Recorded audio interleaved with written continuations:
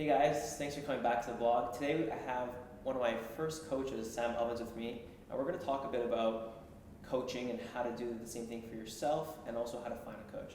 Thanks for coming, Sam. I think you were actually one of my first coaches, and I think I was actually one of your first students, if I remember correctly. You were just fresh out of the foundation. You built your software company. I reached out to you, and you're like, I'm going to coach you. So that's how we started. So one thing I want to ask you from the beginning is, how does one find a coach? Where should they look? Is there any criteria that they should look out for? Sure. So I think it's just important to choose someone who is where you want to get to.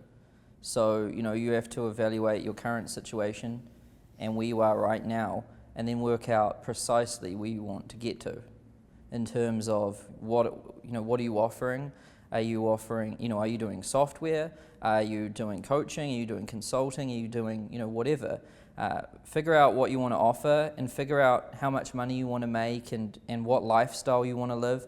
Like, do you want to be, doing like the 4-hour work week and traveling around the world? Or do you want to be doing the full 50, 60, 70-hour week and trying to make as much money as possible?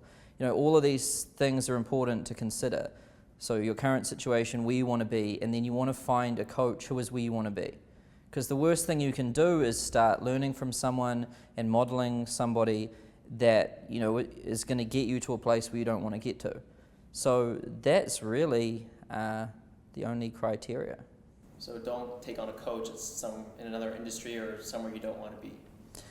Yeah, well, if you want to live, like the 4-hour work week lifestyle and travel around and everything, don't learn from a coach who's worked 80-hour weeks for 10 years straight, because it's going to make you really unhappy. How about where to find one? Is there like a website you go to, or is it just about making connections? Because I know some people really want someone to teach them, but they have to wait and find the person to fall in their lap.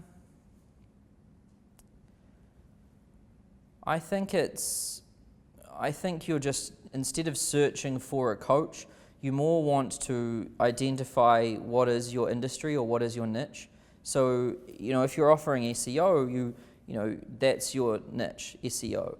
And it won't take long to identify the best Facebook groups, the best news sources and blogs in that niche. And then, you start reading those, you might reach out to a few people and ask them, hey, who's the king of this space? You really want to figure out who is the king or the kings, like the top 3. I wouldn't really recommend learning from someone who isn't really, who hasn't mastered their field. You want to find the source material. I always refer to it as the source material. Like, if you're going to learn copywriting, don't learn it from some new guy. Like, go all the way back to, the people who kind of pioneered it. If you want to learn finance, you go back to the people, the source material.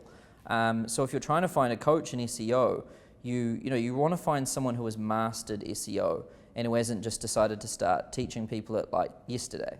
Or SEO sales.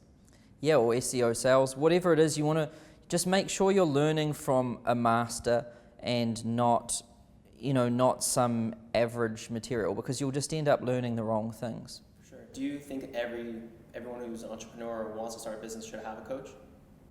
Absolutely. I even read the other day that the CEO of Google, so the CEO of Google's paid tens of millions of dollars a year. He has stock options. He's a seasoned executive. He's been a chief executive his entire career. Like, this guy is as sharp as they get. Well, actually, they've just replaced the CEO. So this was the one that was the previous CEO. I'm sure the new CEO has a coach too, but the CEO of Google had a coach. The top CEOs of Fortune 500 companies all over the world have a coach. LeBron James has a coach. Every professional has a coach. The worst thing you can say is, I know everything, and I don't need any help. What do you think the difference is between, and I see this a lot, people call it a mentor or a coach, and it's kind of a catch-22 because people have to take action in order to reach out to a coach and hire one, but then there's also a mentorship where they want someone calling them saying, did you do the homework? Did you take action So which one should they go after, and what's the difference between them really? Well, I think the difference between mentor and coach is just a word. Like, they're really the same thing. In terms of what the person's going to offer, well, you have to choose something that's going to fit for you. If you know that if you think there's a possibility that you won't act and you won't do what you're supposed to do, and you need someone calling you, well, you're going to have to find a coach or mentor that offers that. But that's something you have to decide. Do you need that person calling you, or do you trust yourself to do what you need to do? Or you can find an accountability group and help you along with your mentor. Yeah. So in terms of price, everyone's wondering, how much should I pay for a coach? Should I go to the guy who's charging $1,000 or $10,000? Is price really related to how much value you're going to receive? Definitely. And it comes down to the fact that someone who's very successful and wealthy, they're obviously going to be a better coach because they're actually, they've done it. They are successful. But they could be bad teachers. True, but a lot of coaching isn't really if they're a good teacher or not. It's mostly about modeling off of them and being able to ask them for advice. Teaching doesn't come into it so much. A lot of the people that have coached me are the worst teachers ever, and I have to listen to them and really decipher what they're trying to say, because they're not teachers. They're actual businessmen and experts. So they're not good at teaching at all, but what they're saying is the best material ever. So I don't think you should evaluate as someone a good teacher, or you should really only evaluate on whether they are an expert. How about if someone wants to get into coaching? I started doing a bit of coaching myself. How do someone know if they're ready to start coaching, or what material they should teach? Any advice on that? So the biggest mistake in our industry is that people teach things that they haven't mastered. And it's a recipe for disaster if you're teaching something that you haven't mastered yourself. So if you're going to teach sales, but you can't sell yourself, then your clients or students, they're going to not have results. It's all going to really show through in your marketing and in your conversations and everything. I think the way it works in our industry is you go out and you master something, and then when you've truly mastered it, you can kind of flip the model and teach other people how to master it themselves. Right.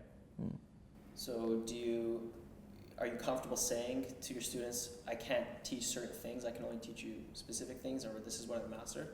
Absolutely.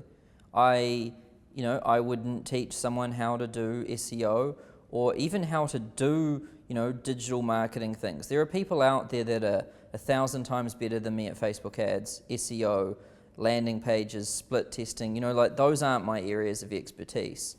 And a good coach will say that. They'll refer you to someone else. They will only teach in the area of their, core competence. Right, yeah, a lot of people are asking, do I teach SEO, even though I teach a specific prospecting method for SEO? But the answer is, I'm not going to teach you SEO. I'm not even that amazing at SEO. There's way better people you can learn from, but I'll teach you how to get prospects for SEO. Mm-hmm. So that's pretty much, what I've encountered. Sam, thanks so much for your time. Do you have any final advice for the audience that's watching this right now in terms of coaching, in terms of starting their business? Any last words? I think don't even think about becoming a coach until you've mastered something yourself. And the best way to master something is to find one. Because I've been in business for a while now, I can look back over time and see what's worked and what hasn't. I can also look at my financials and see where money's gone and what the result of that was. And it was really cool to see that over time the account that we put our coaching or education into is called Learning and Development. That's what we call the account. And over time, learning and development went from kind of zero, and I'd always think that, paying for advice was bad. And then I slowly started buying books, and then some, online courses and subscriptions, and then ultimately real people helping me. And over time, it's gone from kind of zero to, I think this year, we've probably spent $200,000 on external advice. That's coaches, mentors, books, things like that. And it has a direct relationship to the amount of money I make. So I think, the worst thing you can do is think that it's a waste and that you can do it all yourself. I think you should always allocate a certain amount of budget to learning and development, and know that you're never going to stop learning. A lot of people think that they go to college and then they're done, or they do one training and then they're done. The truth is that it never stops. Yeah. I actually spent more this year on coaching and books and education than I did in university.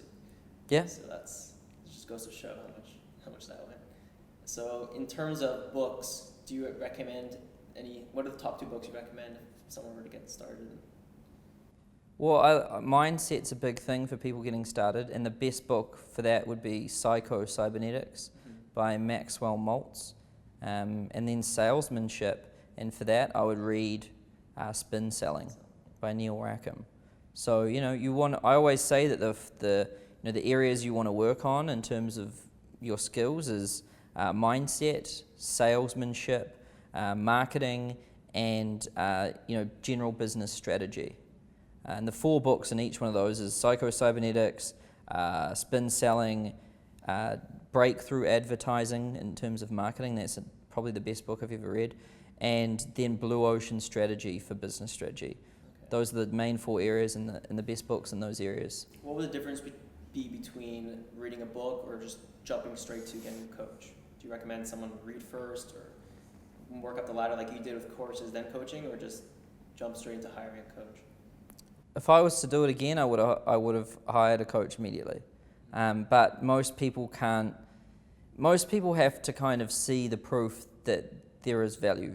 So for me, I had to fork out for a book, and then I applied one of the little things I learned in the book, and it made me back more than what I paid for the book. And I was like, okay. And then after that happened enough times, I became completely comfortable with buying books.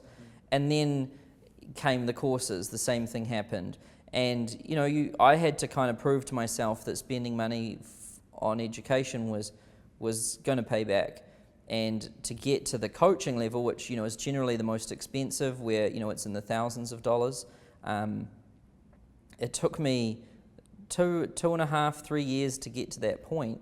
And the truth is, if I'd done that from day one, I would be probably twice as successful as I am now. Yesterday I was on a call. It didn't go so well. It went all right, but I didn't get a definite yes from the person.